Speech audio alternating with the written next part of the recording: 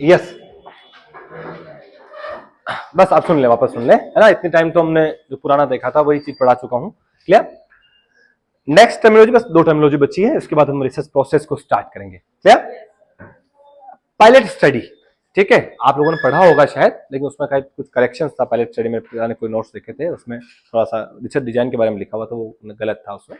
ठीक है, pilot study generally क्या होता है, आपने पायलट वर्ड का नाम सुना होगा। एक पायलट उड़ाने वाला, वो पायलट अलग है ना। ठीक है, एक जनरली पायलट प्रोजेक्ट आपने सुना होगा, कोई पायलट प्रोजेक्ट करके देखते हैं। अभी आपने रिसेंटली सुना होगा, अगर नितिन गडकरी का नाम सुना है, जो है ना हमारा जो सड़क मंत्री जो है ना, केंद्रीय मंत्री नितिन गडकरी, जो हाईवेज बना रहे हैं ना, तो आपने देखा, माइक चालू हो गया ना, कि जनरली आपने देखा होगा कि पहले हमारा रोड पे टोल लगता था, टोल टैक्स लगता था, अभी भी लगता है। ठीक है, अभी भी लगता है, राइट। लेकिन क्या था कि पहले हम क्या करते थे, उसको कैश पैसा देते थे और वो चेंज देता था, फिर कुछ टॉफी दे देता था, चेंज नहीं होते थे तो लाइक दैट, बिस्किट दे देता था, कुछ भी दे देता था, चेंज देता था अपने को टोल टैक्स के ऊपर। क्लियर? फिर उसने क्या किया उन्होंने, कि टोल टैक्स पे कैश की बजाय उन्होंने एक फास्टैग सिस्टम किया, फास्टैग सिस्टम किया। ठीक है, चिप लगा दी, वो स्कैनर से स्कैन होती है और आपके अकाउंट से पैसा डिडक्ट हो जाता है। ठीक है, तो इतना बड़ा इंडिया है, इतना बड़ा इंडिया है। ठीक है, और एक और चीज बताता हूं इसके साथ में, नाउअडेज अगर आप लोग अगर न्यूज चैनल्स देखते हैं, आई थिंक, क्लियर, तो वो क्या करना चाह रहे हैं, अब टोल को खत्म करना चाह रहे हैं। तो टोल से खत्म, खेल खत्म टोल का। क्लियर? वो सैटेलाइट से क्या होगा, आपकी चिप स्कैन हो जाएगी और ऑटोमेटिकली आपके अकाउंट से पैसा कट जाएगा। समझ रहे हैं? तो उसको खत्म करना चाह रहे हैं। क्लियर? तो आप देखेंगे कि आप जब किसी नए प्रोजेक्ट को स्टार्ट करते हैं, सपोज आपने फास्टैग सिस्टम को स्टार्ट किया, या जब सैटेलाइट सिस्टम को जब आप स्टार्ट करते हैं, इतना बड़ा इंडिया है, इतनी पॉपुलेशन है, इतने सारे रोड हैं, इतने सारे टोल्स हैं, ठीक है, सभी पे एक साथ इंप्लीमेंट करने से, अगर आप पूरे सभी पे एक साथ इंप्लीमेंट करेंगे, ठीक है, तो उसके अंदर हो सकता है बहुत सारी कमियां हो। क्लियर? तो वो आपको, आप एक साथ सोल्व उसको नहीं कर पाएंगे। तो किसी भी नए प्रोजेक्ट को स्टार्ट करने के लिए, अभी आप देखेंगे, एक और बात करता हूं मैं आपसे, कि उन्होंने इलेक्ट्रिक बस और इलेक्ट्रिक ट्रक का प्रोजेक्ट स्टार्ट किया है ना। इलेक्ट्रिक बस, इलेक्ट्रिक चलेगी, इलेक्ट्रिक हाईवे पे। क्लियर? ट्रेन तो चली रही है, वो आपने देखा, वो ट्रेन के ऊपर वो लगा होता है एंटीना सा, है ना, तो वो करंट से चलती है। क्लियर? तो अब वो इलेक्ट्रिक जो है बसेस जो है, जो उससे चलती है, हाईवे से पूरा कनेक्ट होगा। क्लियर? तो किसी भी प्रोजेक्ट को आप सभी पूरी पॉपुलेशन पे जब आप स्टडी करते हैं या इंप्लीमेंट करना चाहते हैं, तो उसके लिए जनरली क्या है कि पहले कुछ छोटे एरिया पे उस प्रोजेक्ट को स्टार्ट करके आप देखते हैं। क्लियर? अभी भी ये जो प्रोजेक्ट है मैं सैटेलाइट वाला बता रहा हूं, शायद दिल्ली से किसी हाईवेज पे उन्होंने कर रखा है, आई थिंक अभी स्टार्ट किया है, कि सैटेलाइट से वो स्कैन करते हैं और आपके अकाउंट से पैसा डिडक्ट हो जाता है। और आई थिंक अभी जयपुर से दिल्ली जो है वो इलेक्ट्रिक बसेस का अभी वो रोड बना रहे हैं, जिससे पूरी इलेक्ट्रिक बसेस और ट्रक्स चलेगी। क्लियर? तो मेरा जो कहना है, मेरा जो एग्जांपल लेने का रीजन ये है कि आप कोई भी चीज आप रिसर्च स्टडी करना चाह रहे हैं, कोई भी स्टडीज आप करना चाह रहे हैं, क्लियर, तो आप स्टडीज करेंगे तो हो सकता है उसके अंदर बहुत सारे चैलेंजेस आपको फेस करने पड़े, है ना, कि उसमें क्या कमियां हैं, क्या आपको इंप्रूव करने की जरूरत है, लाइक दैट। क्लियर? तो ऐसी किसी भी रिसर्च स्टडी को जब आप करने जाते हैं पूरी पॉपुलेशन पे, जो भी आपने सैंपल्स लिया है, सपोज आपने 500,000 सैंपल लिया है, क्लियर, तो उस स्टडीज को पहले हम क्या करते हैं, छोटे रूप में करके एक रिहर्सल के रूप में आप करते हैं, एक रिहर्सल के रूप में। ठीक है, जब आप 50-50 ओवर का वनडे मैच खेलने जाते हैं तो पहले 2-5 ओवर क्रिकेटर अभ्यास करता है ना, क्या देखते हैं, या आपने बचपन में क्रिकेट खेलना, एक ट्रायल बॉल डालना एक जगह, है ना, क्या बॉल कैसी आ रही है ना, आज देखते हैं। तो आप कोई भी मेन स्टडी जब करना चाह रहे हैं तो उसके पहले एक रिहर्सल करते हैं कुछ छोटे सैंपल पे, मतलब कुछ कम सैंपल पर, या कुछ जैसे मैंने अभी इसके बारे में बात की कुछ जगह पे, ठीक है, तो एक छोटी जगह पे कम सैंपल पे आप उसको स्टडी करते हैं, एक उसी को अपन जनरली क्या बोलते हैं, पायलट स्टडी, एक छोटे प्रोजेक्ट के ऊपर। क्लियर? अपने क्या कर दिया कि डिमोनेटाइजेशन हुआ था, नोटबंदी। क्लियर? तो डिमोनेटाइजेशन हुआ था, तो आपने उसको क्या कर दिया, पूरी पॉपुलेशन पे एक साथ अप्लाई कर दिया। बहुत सारे कर दें, सेट कर दें। हाँ वापस आते हैं, ठीक है, सॉरी फॉर डिस्टर्बेंस।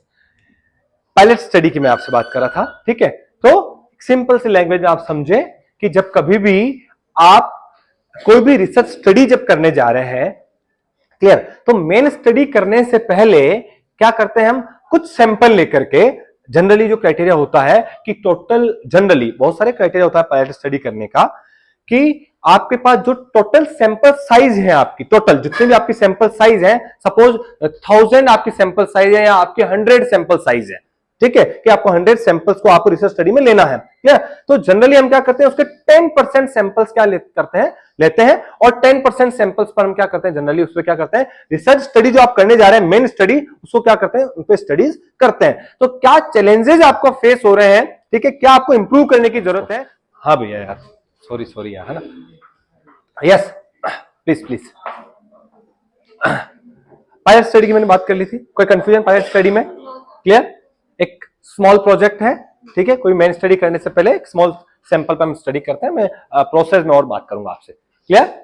और एनालिसिस, ठीक है, लास्ट पार्ट होता है जनरली, एनालिसिस के बाद और भी पार्ट है, बात करूंगा। एनालिसिस में समझ रहे हैं आप, कोई भी जो डेटा आपने कलेक्ट किया है उसको आप ऑर्गेनाइज करते हैं, ठीक है, कैसे ऑर्गेनाइज करते हैं मैं रिसर्च प्रोसेस में आपको समझाऊंगा डिटेल के अंदर, एनालिसिस क्या चीज होती है अभी मैं बताऊंगा रिसर्च प्रोसेस, ठीक है। तो उनको ऑर्गेनाइज करना और उसका एनालिसिस करना, क्लियर। तो जनरली उसको लिए अपन वर्ड यूज करते हैं एनालिसिस, अभी डिटेल में हम बात करते हैं रिसर्च प्रोसेस के अंदर, क्लियर।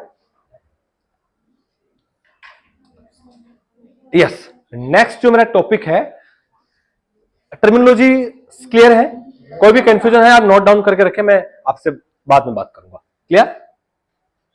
चलो एक आध क्वेश्चंस मैंने लिया था, एक या दो क्वेश्चन था, टाइम मुझे मिला ही नहीं आज डालने का, क्लियर। आप देख लें इस तरह के, किस तरह के क्वेश्चंस आते हैं, एक या दो क्वेश्चंस होगा, एक क्वेश्चन ही शायद, है ना। What is the dependent variable in a research study, clear.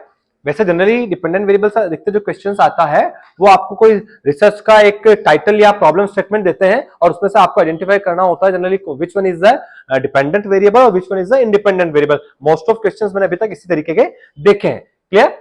आप देखें, yes, what is the dependent variable in a research study, clear. Option A है आपका, ए variable that is manipulated by the researcher. तो क्या dependent variable को आप manipulate करते हैं, क्या नहीं करते हैं, किसको करते हैं, इंडिपेंडेंट को करते हैं। तो उसका इफेक्ट किसमें देखते हैं, ऑब्जर्व करते हैं आप, डिपेंडेंट में, है ना। जैसे स्मोकिंग कम करेंगे तो लंग कैंसर के चांसेस कम होगा, स्मोकिंग ज्यादा करेंगे तो लंग कैंसर के चांसेस ज्यादा होंगे, like that, clear. B option है, a variable that is not affected by other variables. ऐसा नॉट अफेक्टेड होता है क्या, अदर वेरिएबल से अफेक्ट होता है ना डिपेंडेंट, तो clear. A variable that is measured or observed in response to the independent variable। independent variable का एक तरह से response हम देखते हैं। और डी ऑप्शन है, एक variable that is controlled by the research participant, है ना। रिसर्च पार्टिसिपेंट का क्या कंट्रोल है उसके ऊपर, जो भी पार्टिसिपेंट चल रहा है, रिसर्च पार्टिसिपेंट का कोई कंट्रोल उस पर नहीं होता है। तो विच one is the correct answer, last बताए, लास्ट वन सी, वेरी गुड। ऐसे एक क्वेश्चन मैंने डाला था, थोड़ा टिपिकल लगा मुझे क्वेश्चन, क्योंकि बाकी तो क्या डिपेंडेंट इंडिपेंडेंट इसमें से आप समझ सकते हैं, इजीली आता है, तो थोड़ा मुझे लगा मैंने ऐसे डाल दिया। एक और है क्या, ड्यूरिंग रिसर्च द कैरेक्टरिस्टिक्स और एट्रीब्यूट्स अंडर स्टडी। याद रखना क्वेश्चन आंसर पढ़ना, ऐसे आते हैं क्वेश्चन, लैंग्वेज, है ना। ड्यूरिंग रिसर्च द कैरेक्टरिस्टिक्स और एट्रीब्यूट्स में वो कैरेक्टरिस्टिक्स के बोलते हैं ना, आपके जो गुण होते हैं attributes, clear. Under study are called as assumptions. Assumptions क्या चीज होती है, प्रिडिक्शंस है, अज्यूम करते हैं, बट कोई साइंटिफिकली उसका कोई रीजन नहीं होता है। जनरली क्वालिटेटिव स्टडीज के अंदर, डिस्क्रिप्टिव स्टडीज के अंदर हम अजम्पशन भी लिखते हैं, क्लियर। वेरिएबल्स, हाइपोथेसिस क्या होती है, टेंटेटिव स्टेटमेंट है। जो भी दो तो मैंने बताया वेरिएबल, जितने भी आपके वेरिएबल जनरली एक दो ही होते हैं वेरिएबल, ठीक है, जितने भी वेरिएबल है उनका रिलेशनशिप जो होती है that is a hypothesis. Tentative है आपका, क्या निकल करके आएगा वो तो हम बाद में पता करेंगे, ठीक है। और रिसर्च स्टडी के अंदर एंड के अंदर जो जनरली जो नल हाइपोथेसिस होती है, जो मैंने बताया था कोई रिलेशनशिप नहीं है, वही एक्सेप्ट करते हैं या उसको हम रिजेक्ट करते हैं। जो लिखते हैं रिजल्ट के अंदर कि आपने कहा कोई रिलेशनशिप नहीं है, लिखा आपने, ठीक है, और आपके रिजल्ट में आया कि भैया कोई रिलेशनशिप नहीं आई है किसी चीज के बीच में, तो आपने कहा नल हाइपोथेसिस क्या हो गई भैया, एक्सेप्ट हो गई, ठीक है। और अगर आपने कहा कोई रिलेशनशिप आया है, ठीक है, तो नल हाइपोथेसिस क्या हो गई आपकी, रिजेक्ट हो गई। सिंपल सी कहानी, ऐसे ही लिखते हैं अपन, क्लियर। वेरिएबल्स क्या होते हैं, जो चेंज कर सकते हैं, वेरी कर सकते हैं, वेरी गुड।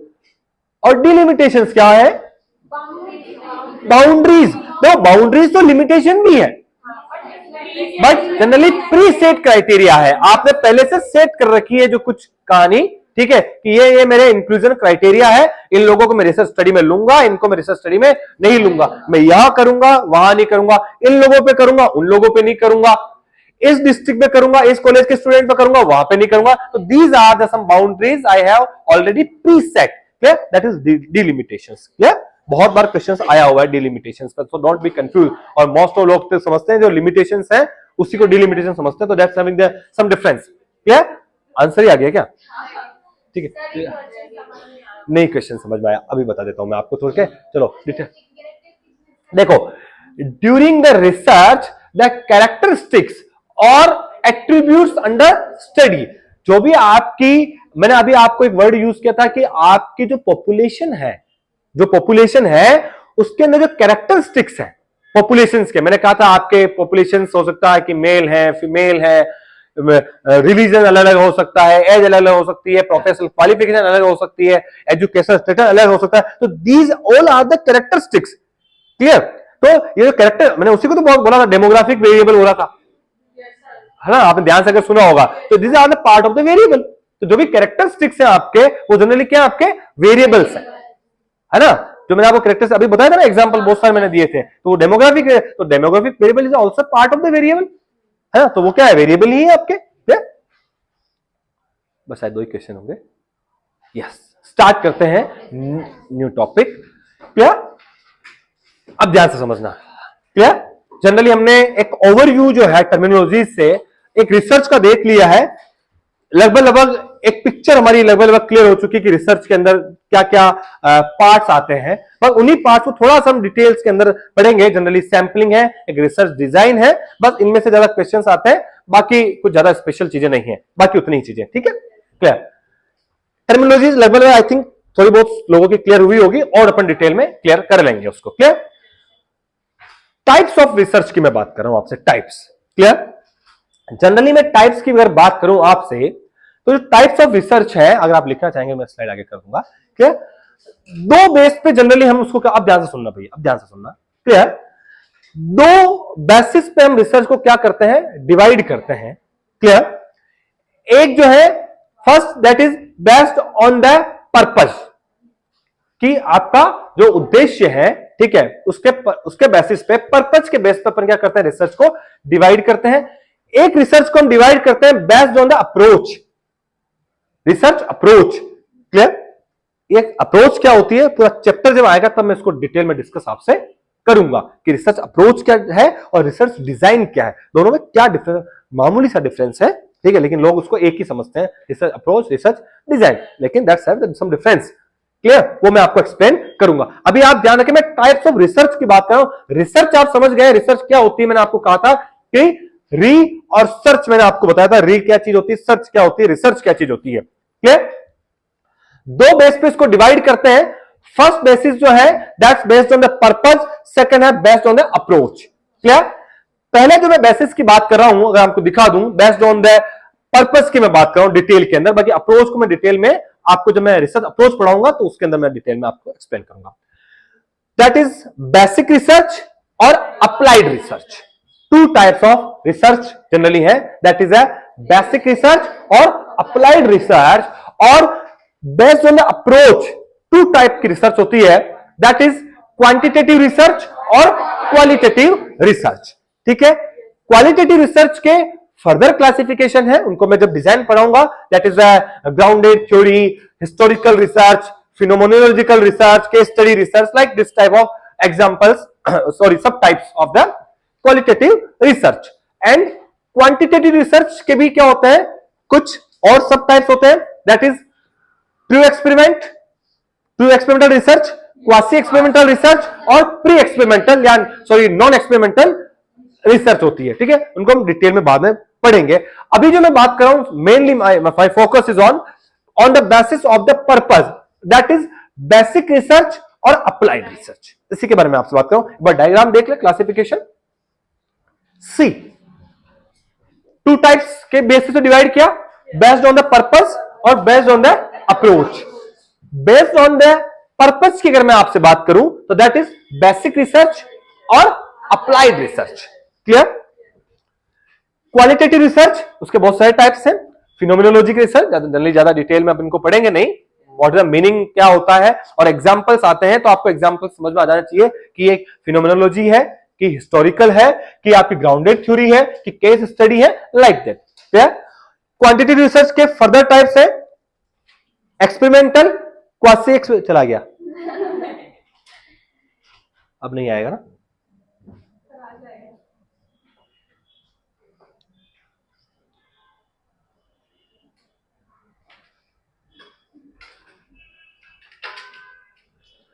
क्वांटिटेटिव के एक्सपेरिमेंटल, क्वासी एक्सपेरिमेंटल रिसर्च और नॉन एक्सपेरिमेंटल रिसर्च। क्या डिजाइन भी होती है, वो हम बात करें, वो बेसिस ऑफ अप्रोच है तो उसके अंदर डिवाइड। इसके भी फर्दर और क्लासिफिकेशंस होते हैं, है ना, वो अभी मैंने यहां पे मेंशन नहीं किए हैं। जब मैं रिसर्च डिजाइन बताऊंगा तब मैं आपसे डिटेल में बात करूंगा। चलिए, मैंने ब्रॉड एस्पेक्ट के ऊपर तो टाइप्स ऑफ रिसर्च है वो मैंने आपको यहां पे क्लासिफाई करने की कोशिश की है। क्लियर?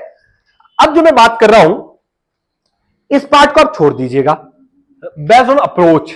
क्या जो बेस्ड ऑन अप्रोच है वो रिसर्च अप्रोच जब हम पढ़ेंगे तब वहां पे मैं डिटेल में आपसे मैं बात करूंगा केवल क्वांटिटेटिव क्या चीज होती है, क्वालिटेटिव क्या होता है, मैं उसके बारे में भी आपसे डिस्कस कर लूंगा। क्या तो पहला जो हम डिस्कस करने जा रहे हैं types of research that based on the purpose. क्या पहली जो रिसर्च है दैट इज बेसिक रिसर्च। क्या नाम से I think you have clear cut ideas, this are very basic research. Basic research in the sense, अगर मैं बात करूं इसके फर्दर, इसको जनरली अपन बोलते हैं that is a pure research, it is also called the pure research. Clear? या उसको हम फंडामेंटल रिसर्च या थ्योरेटिकल रिसर्च भी हम इसको कहते हैं। क्यों कहते हैं थ्योरेटिकल रिसर्च और बेसिक रिसर्च, मैं भी बात कर रहा हूं कि जब भी ऐसी कोई स्टडी, जब आप कोई रिसर्च करने जा रहे हैं, इन द सेंस कि आप कहीं पर बैठे हैं और आप किसी चीज को जानने की कोशिश कर रहे हैं कि यार ये ऐसा है तो क्यों है ना। जैसे न्यूटन का आपने नियम पढ़ा था आपने, क्लियर, कि वो बगीचे में बैठा था और ऊपर से एप्पल गिरा तो उसके दिमाग में एक थॉट आया, सपोज कि यार ये क्यों गिरा, है ना। कि ऐसी कोई स्टडी, जब आप स्टडी करते हैं तब आपके दिमाग में कोई एक स्पेसिफिक पर्पस नहीं होता है कि मुझे जैसे इसका नॉलेज असेस करना है, कि इस चीज ये मेडिसिन मुझे इन्वेंशन करनी है, लाइक दैट। कोई एक स्पेसिफिक पर्पस नहीं होता है। मतलब विदाउट स्पेसिफिक पर्पस आप क्या करना चाह रहे हैं, कुछ न्यू नॉलेज जनरेट करना चाह रहे हैं। आप कोई नया नॉलेज क्या करना चाह रहे हैं, जनरेट करना चाह रहे हैं जो एग्जिस्टिंग में नहीं है। आप समझ रहे हैं? या अगर मैं दूसरी लैंग्वेज में आपसे बात करूं, क्लियर, कि आप अपनी कोई न्यू थ्योरीज डेवलप करना चाह रहे हैं, आप अपनी कोई न्यू थ्योरीज डेवलप करना चाह रहे हैं। जैसे न्यूटन ने तो थ्योरी दे दी गुरुत्वाकर्षण की, वो तो अपना एग्जिस्टिंग है, समझ आप, लेकिन जब उसने उसको डेवलप किया था तब तो थ्योरी एग्जिस्टिंग में नहीं थी, क्लियर। तो जनरली आप एक विदाउट ए स्पेसिफिक प्रॉब्लम, है ना, विदाउट ए स्पेसिफिक प्रॉब्लम अगर आपको रिसर्च स्टडी करना चाह रहे हैं या कोई आप नया नॉलेज जनरेट करना चाह रहे हैं, नई थ्योरी डेवलप करना चाह रहे हैं, न्यू प्रिंसिपल्स डेवलप करना चाह रहे हैं, क्लियर, जिनका कोई इमीडिएट इंप्लीकेशंस नहीं है आपके क्लिनिकल में या कहीं पर भी। आप सोचे कोई इमीडिएट किसी प्रॉब्लम का सॉल्यूशन है, ऐसा नहीं है। तो आपके दिमाग में ऐसा नहीं है कि मुझे कोई इमीडिएट कोई सॉल्यूशन है, मुझे उसको प्रैक्टिकली अप्लाई करना है। Without specific purpose in mind, clear, you want to develop a new theories और न्यू प्रिंसिपल्स, क्लियर, या कुछ थ्योरीज को आप टेस्ट करना चाह रहे हैं, लाइक दैट, क्लियर। तो इस टाइप की जनरली रिसर्च को अपन क्या बोलते हैं, बेसिक रिसर्च बोलते हैं। मैं एक एग्जांपल से समझाऊंगा, अभी इसके अंदर एग्जांपल आएगा कि जनरली एक एग्जांपल से न्यू थ्योरी आप अपन का 2-4 थ्योरी पढ़ी है, थ्योरी कोई भी डेवलप कर सकता है, ऐसा नहीं है। कि जैसे एक एग्जांपल दिया कि आप किसी एक ऑर्गेनाइजेशन में काम करते हैं, suppose you are the employ, आप एम्प्लॉय हैं, आप हॉस्पिटल में काम करते हैं, हम नर्सिंग के हैं, हम हॉस्पिटल से बात करते हैं, ठीक है। तो जब आप नर्सिंग के अंदर आप क्लिनिकल एरियाज में जब आप काम करते हैं तो एक उसमें देखा गया है कि आपका जब आपका इन्वॉल्वमेंट है, suppose in the management, suppose आप वार्ड इंचार्ज हैं, क्लियर, वार्ड इंचार्ज है, तो आप वार्ड को क्या कर रहे हैं, मैनेज कर रहे हैं, ठीक है। इट मींस आपका कहीं ना कहीं हॉस्पिटल मैनेजमेंट के अंदर या आपके ऑर्गेनाइजेशन के अंदर आपका रोल है एज ए पार्टिसिपेशन या एज ए मैनेजमेंट के अंदर आप पार्टिसिपेट कर रहे हैं। तो ऐसा स्टडीज में देखा गया है कि आपकी जो परफॉर्मेंस है वो क्या हो जाएगी, इंप्रूव हो जाएगी। आप देखेंगे कभी भी, और होता भी है। जब आप एज ए स्टाफ नर्स आप वर्क कर रहे हैं सपोज, ठीक है, आपने क्या किया, जो भी आपको पेशेंट अलॉटेड थे, आपने पेशेंट्स पर काम किया, चले गए घर पे, चले गए, कोई लेना देना नहीं हॉस्पिटल से। सुबह वापस पहुंचेंगे, जो पेशेंट मिलेगा, काम किया, इंजेक्शन लगाया, जो भी इंस्ट्रक्शन है फॉलो किया, चले गए, क्लियर। लेकिन जब आप वार्ड इंचार्ज बन गए सपोज, ठीक है, तो आपकी एक्टिविटी जो है वो थोड़ी सी क्या हो जाएगी, एनहांस हो जाएगी।